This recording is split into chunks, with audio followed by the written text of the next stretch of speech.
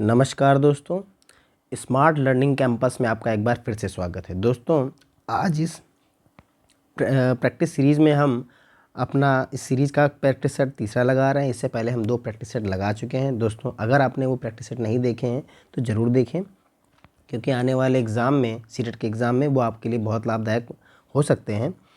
तो उन practice set को ज़रूर लगाएँ।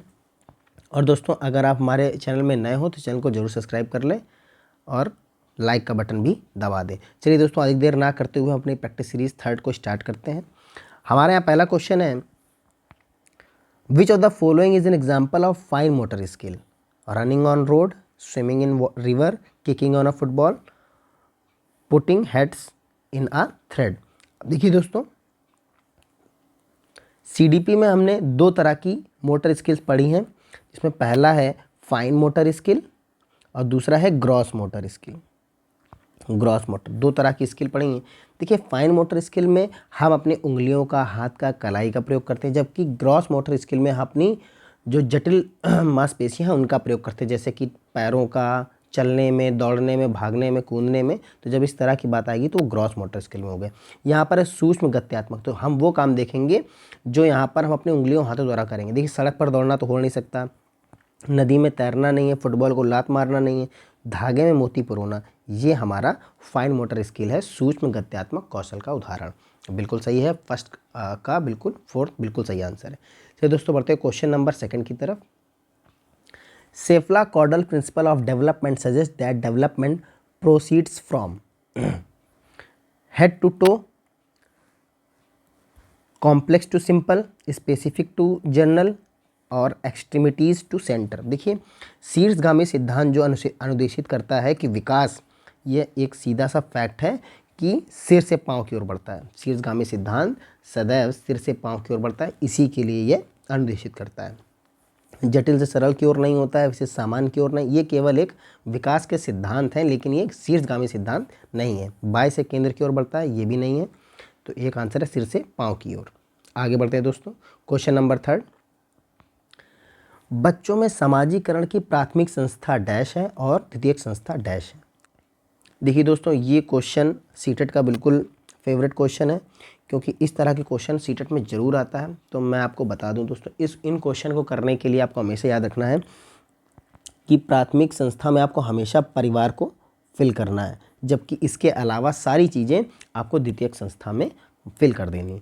देखिए, यहाँ पर हम देखेंगे, एकदम नज़दीकी आस पड़ोस जनसंचार माध्यम, मुद्रित माध्यम कभी नहीं हो सकता। विद्यालय, देखिए विद्यालय कभी भी प्राथमिक संस्था नहीं हो सकती, इसलिए विद्यालय तो यहाँ नहीं होगा। कानून कभी प्राथमिक संस्था नहीं हो सकती। एक ऑप्शन है यहाँ, परिवार तो नहीं आया, लेकिन एक ऑप्शन है एकदम नज़दीकी आस पड़ोस, एकदम नज़दीकी। देखिए, परिवार अगर नहीं दिया है तो आपका ये आंसर भी हो सकता है। और दूसरे में है जनसंचार माध्यम, ये द्वितीयक संस्था है और ये प्राथमिक संस्था है। ये ऑप्शन बिल्कुल राइट हो जाएगा। क्वेश्चन नंबर 3 का A option is the right answer. चलिए बढ़ते हैं 4th नंबर क्वेश्चन की तरफ। जीन पियाजे के संज्ञानात्मक विकास के सिद्धांत के अनुसार किस अवस्था में बच्चों का चिंतन वैज्ञानिक हो जाता है? According to Jean Piaget's theory, cognitive development at which stage to children's thinking becomes scientific. अब देखिए दोस्तों, जीन पियाजे ने अपनी 4 अवस्थाएं बताई थी, मतलब कि बच्चों की 4 बाल विकास में 4 अवस्थाएं बताई थी। Sensory motor, pre operational, concrete और फॉर्मल ऑपरेशन। अब देखिए दोस्तों, सेंसरी जो मोटर स्किल है, इसमें जो स्टेज है उसमें बच्चा क्या करता है, अपने छोटे सूक्ष्म गत्यात्मक कार्य करता है, जैसे पकड़ना, खेलना, लिखना, वो सब सेंसरी मोटर में आते हैं। प्री ऑपरेशनल में आप जानते हैं कि बच्चा इसमें प्रतीकात्मक खेल खेलता है, जैसे लुका छिपी हो गया, सजीवता के लक्षण उसे देखने को मिलते हैं, गुड़िया में भी वो उसे लगता है कि जिसमें जान है, इस तरह के वो काम जो करता है प्री ऑपरेशनल में। कंक्रीट या मूर्त संक्रियात्मक अवस्था में वह सही अनुपात निकालना सीख जाता है, ठीक है, मूर्त रूप चिंतन, मूर्त चिंतन करने लगता है। लेकिन वैज्ञानिक चिंतन जो आता है वो उसके आता है ऑप्शन नंबर 4, यानी कि औपचारिक संक्रियात्मक अवस्था में। तो इस क्वेश्चन का बिल्कुल सही जवाब हो जाएगा option number 4 is the right answer. चलिए दोस्तों, बढ़ते हैं अगले क्वेश्चन नंबर 5 में। जीन पियाजे gave importance to in process of learning. देखिए, जीन पियाजे ने अधिगम की प्रक्रिया में किसे महत्व दिया है? ऑप्शन पढ़ते हैं, जैविकी परिपक्वता, अध्यापक का व्यक्तित्व, पुरस्कार और दंड, निजीवा। अब देखिए दोस्तों, निजी वाक जो यहाँ दिया हुआ है, ये टर्म दिया था हमारे लेव वाइगोस्की ने, तो ये तो इसका आंसर बिल्कुल नहीं हो सकता, ये आंसर तो बिल्कुल नहीं हो सकता। पुरस्कार दंड के लिए कोई भी मनोवैज्ञानिक प्रोत्साहित नहीं करता है। अध्यापक का व्यक्तित्व तो बिल्कुल नहीं। एक ऑप्शन है जैविकी परिपक्वता, जिससे उन्होंने ये बताया है कि जो बालक होता है वह अपने परिवेश के साथ अंतःक्रिया करके अपनी समझ को सक्रिय रूप से विकसित करता है। तो इसका ये बिल्कुल सही ऑप्शन हो जाएगा। 5वें क्वेश्चन का first option is the right answer. चलिए दोस्तों आगे बढ़ते हैं क्वेश्चन नंबर 6 में। Aryan directs most of his actions to fulfil his duties as per schools preamble at which level of moral reasoning Aryan is at present. Aryan अपने उत्तरदायित्वों को पूरा करने के लिए अपने कार्यों को विद्यालय के संविधान के अनुसार निर्देशित करता है। इस समय आर्यन नैतिक तार्किकता के किस स्तर पर है? देखिए दोस्तों, यहाँ पर ये जो हम लोगों ने पढ़ा था लॉरेंस कोहलबर्ग का नैतिक विकास का सिद्धांत, उसमें उन्होंने नैतिक विकास के 3 स्तर बताए थे। सबसे पहला जो था वो था पूर्व परंपरागत, दूसरा था परंपरागत, तीसरा था उत्तर परंपरागत। देखिए ये अमूर्त परंपरागत तो कोई अवस्था ही नहीं थी, तो ये तो बिल्कुल ऑप्शन गलत हो गया। मैं आपको बता दूं, पूर्व परंपरागत में उन्होंने यह बताया था कि बच्चा इसमें बहुत छोटा होता है और वो ये छोटी स्टेज पे होती है ये चीज़ कि वो पहली चीज़ तो दंड से डरता है, और दंड से डरता है इस स्टेज में, ऐसा कोई काम नहीं करता जिससे उसे दंड मिले। दूसरी स्टेज ये होती है कि वो मतलब जो समाज का जो नियम है उसको उसी के अनुसार चलता है, ये उसकी दूसरी स्टेज है। तीसरी स्टेज में वो समाज के नियम का नुकसान ना हो लेकिन वो नियम अपने खुद बनाता है, तो वो तीसरी स्टेज है। तो यहाँ पर ऑप्शन जो हो जाएगा विद्यालय के संविधान के अनुसार चलता है, यानी समाज के जो संविधान है, समाज का जो नियम है उसके अनुसार चलता है, इसलिए इसका आंसर यहाँ पर ऑप्शन नंबर बी होगा। बिल्कुल सही जवाब है, परंपरागत स्तर पर। किस स्तर पर है? परंपरागत स्तर पर। चलिए दोस्तों आगे बढ़ते हैं क्वेश्चन नंबर 7 में। अब देखिए दोस्तों 7 नंबर क्वेश्चन ये है कि which of the following is an effective way of scaffolding the student when they are stuck on a problem. जब विद्यार्थी किसी प्रश्न का हल खोजने में अटक जाते तब उन्हें मदद देने का प्रभावशाली तरीका कौन सा है? अब देखिए, प्रत्यक्ष रूप से उत्तर बता देना कभी नहीं दोस्तों, कभी नहीं हो सकता। ये गलत उत्तर के लिए दंड देने का कोई प्रावधान नहीं हमारे इस CDP में। आंशिक रूप से हल समाधान प्रस्तुत करना, रुकेंगे इस ऑप्शन में। अप्रासंगिक सूचनाओं द्वारा प्रश्न को जटिल बना देना, देखिए ये भी कोई आंसर नहीं हुआ, कोई सही बात नहीं है कि अप्रासंगिक सूचनाओं द्वारा प्रश्न, तो हमारा एक ऑप्शन बहुत ही पॉजिटिव लग रहा है जो कि है आंशिक रूप से हल समाधान प्रस्तुत करना। आंशिक रूप से सॉल्व कर देना, पूरा नहीं बताना, ताकि बच्चा अपना खुद भी थोड़ा जोर लगाए। तो option number 3 is the right answer हो जाएगा इस क्वेश्चन का। चलिए दोस्तों आगे बढ़ते हैं क्वेश्चन नंबर 8 की तरफ। To enhance cognitive development among the students, लेव वाइगोस्की advocated for। अब देखिए, विद्यार्थियों में संज्ञानात्मक विकास को समुन्नत करने के लेव वाइगोस्की ने किसकी अनुशंसा की है? देखिए, लेव वाइगोस्की ने सामाजिक सांस्कृतिक का सिद्धांत दिया था कि बच्चा समाज में रहकर बहुत अच्छा सीखता है। अब देखते हैं, हम ऑप्शन पढ़ते हैं। सबसे पहला है व्याख्यात्मक शिक्षण, बिल्कुल नहीं, कभी भी व्याख्यात्मक शिक्षण यहाँ पर संज्ञानात्मक विकास में मदद नहीं कर सकता। उद्दीपन प्रतिक्रिया अनुकूलन, ये ऑप्शन थोड़ा ठीक लग रहा है। निष्क्रिय अनुकरण कभी नहीं होगा। समर्थित अधिगम, देखिए ये ऑप्शन जो है ये ज़्यादा पॉजिटिव है क्योंकि इसी को बढ़ावा दे रहे हैं हमारे लेव वाइगोस्की। उनका ये कहना है कि बच्चा समाज में रहकर बहुत ही बेहतरीन सीख सकता है, तो यहाँ समर्थित अधिगम एक विद्यार्थियों के लिए बहुत ही अच्छी चीज़ है। तो ये बिल्कुल पॉजिटिव आंसर है और यही इस क्वेश्चन का आंसर है। Option number 4 is the right answer. चलिए दोस्तों आगे बढ़ते हैं क्वेश्चन नंबर 9 की तरफ। प्रोग्रेसिव एजुकेशन कंसीडर्स, अब जो प्रगतिशील शिक्षा होती है वह क्या है? विद्यार्थियों को ज्ञान के सृजन में सक्रिय प्रतिभागी मानती है। रुकते हैं, कुछ ऑप्शन तो अच्छा लग रहा है, इसमें रुकेंगे थोड़ा देर। अध्यापकों को ज्ञान के सर्वाधिक प्रमुख स्रोत मानती है। देखिए, अध्यापकों को ज्ञान के सर्वाधिक प्रमुख स्रोत प्रगतिशील शिक्षा कभी नहीं मानती है। देखिए, अध्यापक ज्ञान के प्रमुख स्रोत नहीं है। देखिए, अध्यापक पर हमें कोई भी ऑप्शन अध्यापक पर फोकस कर रहा है वो हमें कभी टिक करना ही नहीं है दोस्तों। ठीक है, आगे बढ़ते हैं। विद्यार्थियों को ज्ञान के निष्क्रिय ग्रहणकर्ता मानती, तो हो ही नहीं सकता, निष्क्रिय ग्रहणकर्ता ही नहीं विद्यार्थी। पाठ्य पुस्तकें को ज्ञान सृजन की प्रक्रिया में असंगत मानती? बिल्कुल नहीं। देखिए अगर असंगत मानती तो पाठ्य पुस्तकें क्यों छपवाई जाती हैं? तो ये तो बिल्कुल गलत ऑप्शन हो गया। तो एक ही आंसर हमारा पॉजिटिव है, जो कि विद्यार्थियों को ज्ञान के सृजन में सक्रिय प्रतिभागी मानती हैं। बिल्कुल सही answer, option number is the right answer. चलिए दोस्तों बढ़ते हैं क्वेश्चन नंबर 10 की तरफ। Ashima is popular among her friend for her high ability to read the moods and motivations of others. As per Howard Gardner's theory of multiple intelligence, Ashima has higher levels of dash intelligence. अब देखिए दोस्तों, अशीमा दूसरों की मनोदशा और अभिप्रेरणा के प्रति समझ बना लेने की उच्च स्तरीय योग्यता के कारण अपने मित्रों में बहुत ही लोकप्रिय है। हार्वर्ड गार्डनर के बहुबुद्धि सिद्धांत के अनुसार असीमा की बुद्धि उच्च स्तरीय क्षमता रखती। किस तरह की बुद्धि उसके पास है कि वह दूसरों की मनोदशा और प्रेरणा के प्रति समझ बना लेती है? तो देखिए दोस्तों, यहाँ पर अंतर्व्यक्तित्व, प्राकृतवादी, देखिए प्राकृतवादी ये बुद्धि नहीं है। अब मैं बताता हूँ आपको सारी बुद्धि कौन कौन सी हैं। इसके बाद संगीत है, तार्किक गणितीय है। देखिए दोस्तों, यहाँ पर तार्किक गणितीय जो बुद्धि है, यह बुद्धि जो है वह तार्किक तर्क को, समस्या समाधान, गणित के इन तरह के प्रश्नों को हल करने के लिए इसका प्रयोग होता है। तो यहाँ पर इसका कोई रोल नहीं है। संगीत वाली जो बुद्धि होती है, संगीत बुद्धि, वह संगीत के स्वरूप, लय, स्वर को समझने और बनाने की क्षमता इसमें शामिल होती है। तो ये भी नहीं है।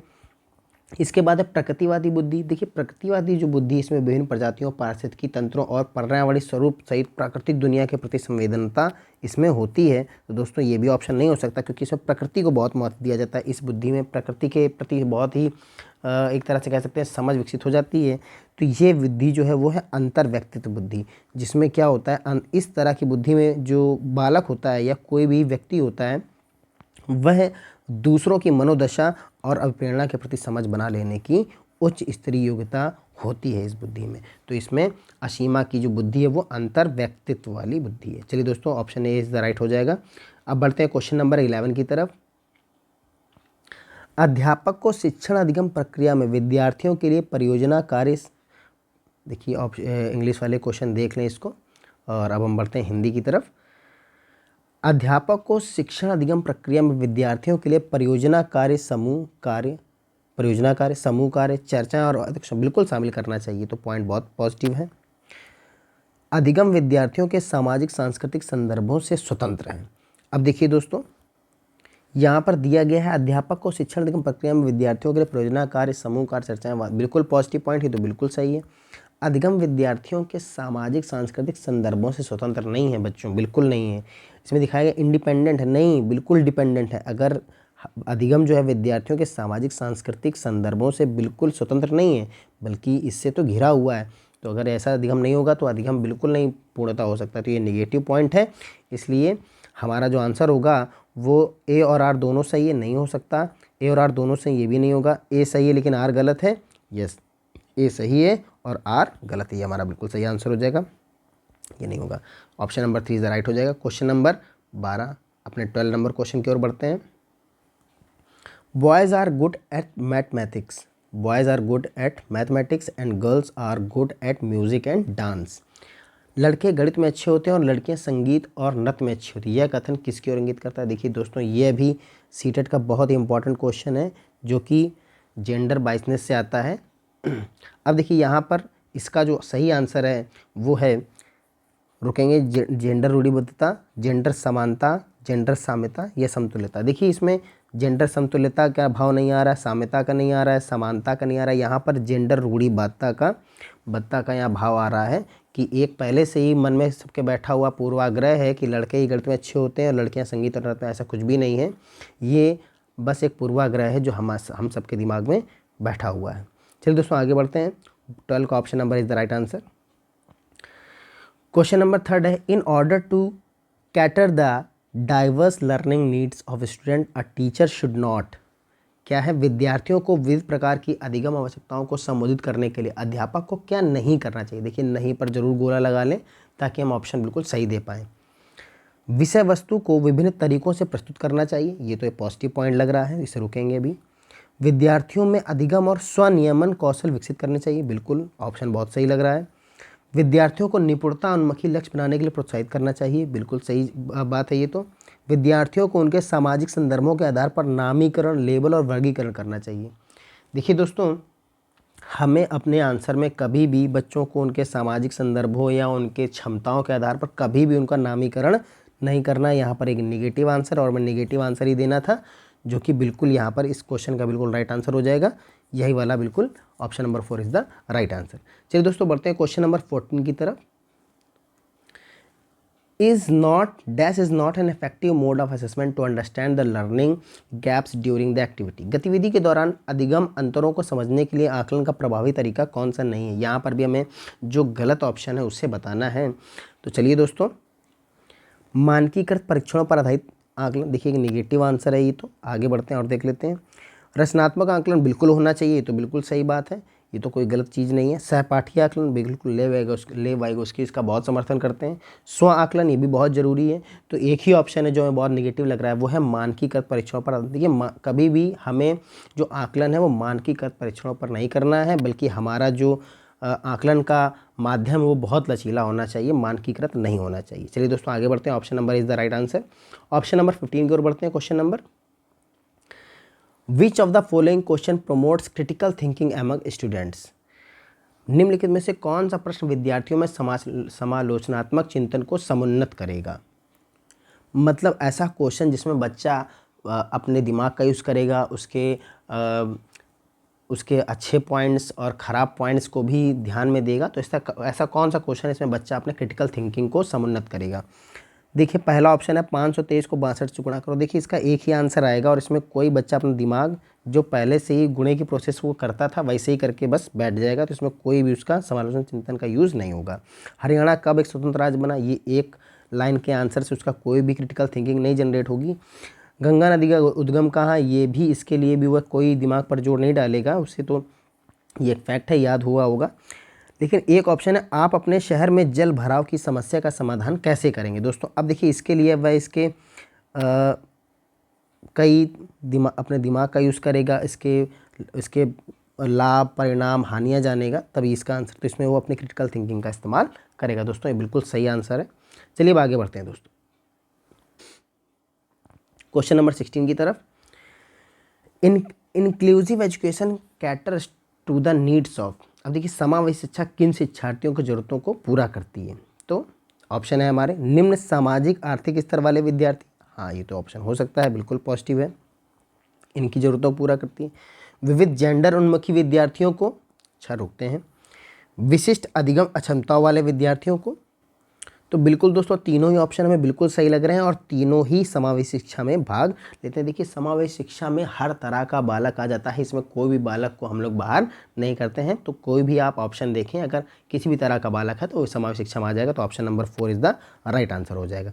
चलिए दोस्तों आगे बढ़ते हैं हम अगले क्वेश्चन की तरफ। Question number 17, which of the following disability poses direct challenges in the domain of social communication. निम्नलिखित में से कौन सी विकलांगता सामाजिक संप्रेषण के क्षेत्र के लिए प्रत्यक्ष रूप से चुनौती देती है। अब देखिए दोस्तों, सामाजिक संप्रेषण के क्षेत्र के लिए प्रत्यक्ष रूप से सामाजिक संप्रेषण के, देखिए इसमें कोई एक खास हमें जो डिसेबिलिटी उसकी बात नहीं करनी, क्योंकि सामाजिक संप्रेषण के लिए तो सबसे पहले देखिए गतिशील बाध्यता, तो ये तो कोई बहुत बड़ी चीज़ नहीं है। लेखन ये केवल एक ही क्षेत्र की डिसेबिलिटी है, गुणज वैकल्य। लेकिन जो स्वालीनता है, ये जो ऑप्शन है स्वालीनता, ये ऐसी डिसेबिलिटी है जो आपके हर क्षेत्र को इफेक्ट करेगी, चाहे वो आपके गुणज का हो चाहे लेखन का हो। ये लिमिटेड आंसर है बाकी सब, लेकिन ये जो है ये विस्तारित आंसर है, इसलिए ये ऑप्शन ज़्यादा सही रहेगा, जिसमें सारी ये डिसेबिलिटी ऐसी है कि सारे क्षेत्र को प्रभावित करेगी। सामाजिक संप्रेषण क्षेत्र के लिए भी प्रत्यक्ष देती है। तो बिल्कुल option number is the right answer हो जाएगा, स्वालीनता। चलिए दोस्तों आगे बढ़ते हैं क्वेश्चन नंबर 18 की तरफ।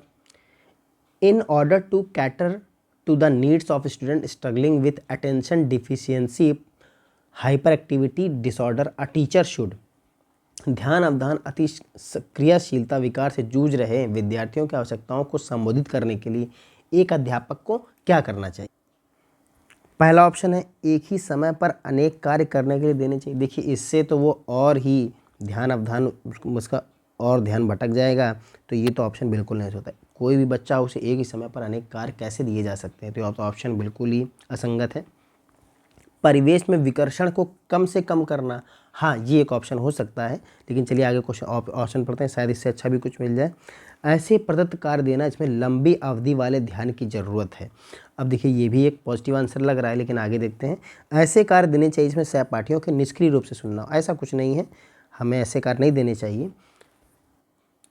देखिए दोस्तों ये और दो ऑप्शन जो हैं, तो इसमें सबसे जो ज़्यादा पॉजिटिव ऑप्शन है वो है कि उसको एक तो ADHD डिसेबिलिटी है, डिसऑर्डर, इसमें उसका ध्यान भटक जाता है, तो ज़्यादा सटीक ऑप्शन यही होगा कि परिवेश में विकर्षण को कम से कम करना। ऐसा बिल्कुल स्थिति ना उपलब्ध, ऐसी स्थिति ना जनरेट होने दें ताकि उसका ध्यान भटके। तो परिवेश में विकर्षण को कम से कम करना इसका सही जवाब होगा। बिल्कुल ज़्यादा पॉजिटिव आंसर है ये भी ऑप्शन सही है, लेकिन इससे ज़्यादा पॉजिटिव आंसर ऑप्शन नंबर 2 है द राइट आंसर। चलिए दोस्तों आगे बढ़ते हैं क्वेश्चन नंबर 19 की तरफ। विच of the following provision should be insured for successful inclusion of student with locomotor disability? निम्नलिखित में से कौन सा प्रावधान गति विषयक विकलांगता वाले विद्यार्थी के सफल समावेशन को सुनिश्चित करता है? मतलब दोस्तों अगर कोई ऐसा बच्चा है या विद्यार्थी है जो विकलांग है या दिव्यांग है, तो उसे किसी भी स्कूल में समावेशन बहुत आसानी से उसको हो जाए, उसे अच्छा लगे, उसका समावेशन सफल हो जाए, तो इसके लिए क्या करना चाहिए? भवन तक पहुंच को आसान सुगम बनाने के लिए रैंप और लिफ्ट, तो पॉजिटिव आंसर बिल्कुल ऐसा करना चाहिए, लेकिन आगे ऑप्शन पढ़ते हैं। बैठने की व्यवस्था में जल्दी जल्दी बदलाव, देखिए ये तो एक निगेटिव आंसर मुझे लग रहा है, तो बैठने की व्यवस्था में कोई जल्दी जल्दी बदलाव नहीं करना चाहिए। भवन की ऊपरी मंजिल पर कक्षाएं आयोजित करनी चाहिए, अगर भवन के ऊपरी मंजिल पर कक्षाएं आयोजित होंगी तो उसको दिक्कत होगी, तो बिल्कुल नहीं, उसके हित में जा सकता है। ऐसी गतिविधियों को अविकल्पित करना जिनमें जल्दी जल्दी गतिशीलता की आवश्यकता है, तो देखिए ऐसी कोई भी हमें अभी गतिविधियां नहीं बनानी, जल्दी जल्दी गतिशीलता कर सकता हो, तो ये भी ऑप्शन हमारा निगेटिव है। एक ऑप्शन हमारा बिल्कुल राइट है, जो है भवन तक पहुंच को आसान सुगम बनाने के लिए रैंप और लिफ्ट की सहायता लेना, जिससे कि वो भी अगर ऊपर मंजिल में भी क्लास है तो उसे जहाँ जाने में आसानी रहे, तो option number is the right answer होगा। कुछ अगले क्वेश्चन की तरफ बढ़ते दोस्तों हम लोग। Question number 20, student with giftedness typically, मेधावी विद्यार्थी विशेषकर नई अवधारणाओं को सीखने में अधिक समय लगाते हैं। अगर देखिए मेधावी हैं तो कभी भी वो नई अवधारणाओं को सीखने में कभी अधिक समय नहीं लगाएंगे, बहुत जल्दी सीख जाते हैं। अधिगम के स्थायित्व में कठिनाई का अनुभव करते हैं, बिल्कुल नहीं। उप अवधारणाओं के मध्य संबंधों को नहीं खोज पाते हैं, ऐसा बिल्कुल नहीं है। एक ही ऑप्शन बचता है हमारा, उच्च स्तरीय समस्या समाधान कौशल रखते हैं, बिल्कुल उच्च स्तरीय समस्या समाधान कौशल रखते हैं, option number 4 is the right answer. चलिए दोस्तों आगे बढ़ते हैं क्वेश्चन नंबर 21 की तरफ। Which of the following goal orientations motives student for learning to understand? निम्नलिखित में से कौन से लक्ष्य अभिविन्यास विद्यार्थियों को समझने के लिए सीखने हेतु अभिप्रेरित करते हैं?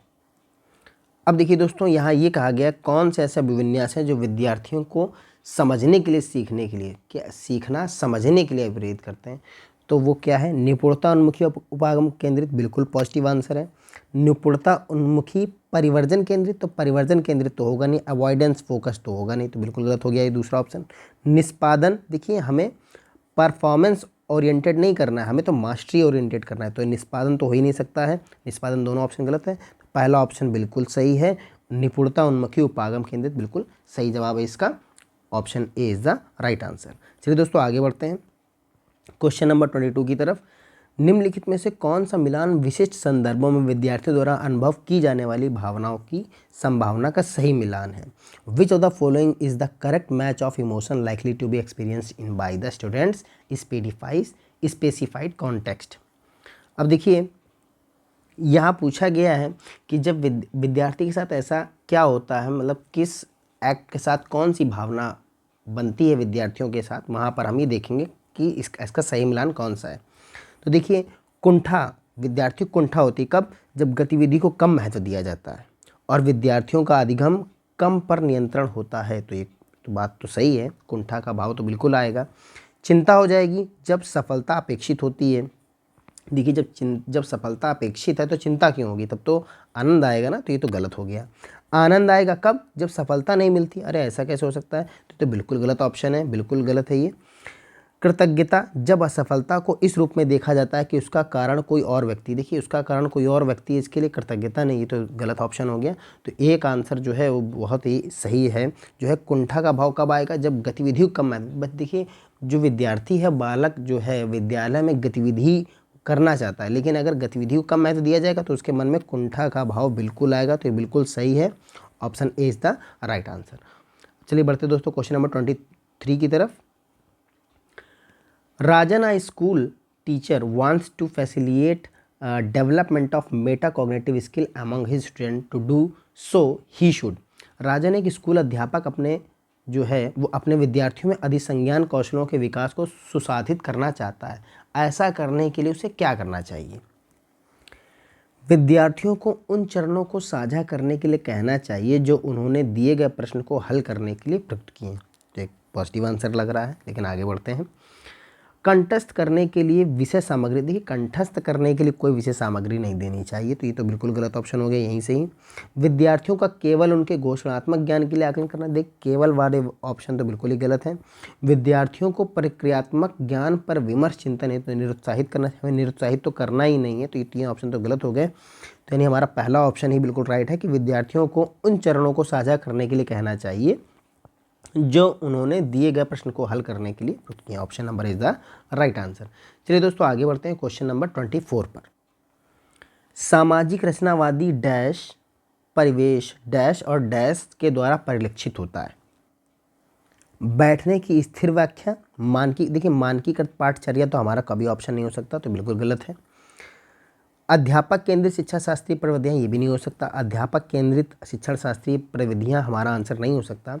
सामाजिक रचनावादी परिवेश में विद्यार्थी केंद्रित शिक्षण शास्त्रीय प्रविधियाँ, हाँ ये बिल्कुल हो सकता है। ज्ञान सृजन हेतु अनुकूल परिवेश, ये भी पॉजिटिव आंसर लग रहा है। चौथा पढ़ते हैं, सांस्कृतिक रूप से अप्रासंगिक पाठचर्या, कभी नहीं। सांस्कृतिक रूप से अप्रासंगिक पाठचर्या तो आंसर हो ही नहीं सकता। तो ऑप्शन नंबर 3 बहुत पॉजिटिव है, यही हमारे क्वेश्चन का बिल्कुल सही जवाब है। विद्यार्थी केंद्रित शिक्षण शास्त्रीय प्रविधियाँ, ज्ञान सृजन हेतु अनुकूलन परिवेश। चलिए दोस्तों आगे बढ़ते हैं क्वेश्चन नंबर 25 की तरफ। Active engagement of learners requires a classroom culture which promotes, शिक्षार्थियों की सक्रिय संलग्नता ऐसी कक्षा संस्कृति की मांग करती है जो डैश और डैश को समुन्नत करे। पहला ऑप्शन है ज्ञान के पुनरुत्पादन को, रिप्रोडक्शन ऑफ नॉलेज, देखिए हम लोग नॉलेज का रिप्रोडक्शन नहीं कर रहे हैं, ठीक है, तो ये ऑप्शन तो गलत हो गया कि ज्ञान के पुनरुत्पादन के लिए नहीं। ज्ञान जानकारी के मात्र प्रत्यास्मरण तो बिल्कुल गलत ऑप्शन है। मेयर रिकॉल ऑफ इन्फॉर्मेशन, ये भी नहीं करना है। प्रत्यास्मरण रिकॉल वाले ऑप्शन तो सही होने ही नहीं है। विमर्श चिंतन, हाँ ये ऑप्शन पॉजिटिव है। और चर्चा, यस, अगर आपको कहीं भी दो ऑप्शन दिखते हैं तो ये तो बिल्कुल पॉजिटिव है और ये दोनों ही हमारे बिल्कुल सही आंसर हैं। तो इसका हो जाएगा ऑप्शन नंबर 3 और 4, option number 4 is the right answer. चलिए दोस्तों आगे बढ़ते हैं क्वेश्चन नंबर 26 की तरफ। विद्यार्थी बेहतर तरीके से सीखते हैं जब गतिविधियाँ, अब देखिए दोस्तों, संदर्भानुसार हों और वास्तविक जीवन में अनुपयोगी हों, बिल्कुल सही है, ऑप्शन तो बहुत पॉजिटिव लग रहा है। विद्यार्थियों के जीवन में अप्रासंगिक हों, देखिए अप्रासंगिक हों कैसे हो सकता है, ऑप्शन हो ही नहीं सकता। विद्यार्थियों के पूर्व ज्ञान को जागृत ना करती हो, निगेटिव पॉइंट है बिल्कुल। विद्यार्थियों के संज्ञानात्मक स्तर से बहुत ऊपर हो, बिल्कुल गलत है, तो option number is the right answer. संदर्भानुसार हो और वास्तविक जीवन में अनुपयोगी हो, ठीक है, अनुपयोगी हो।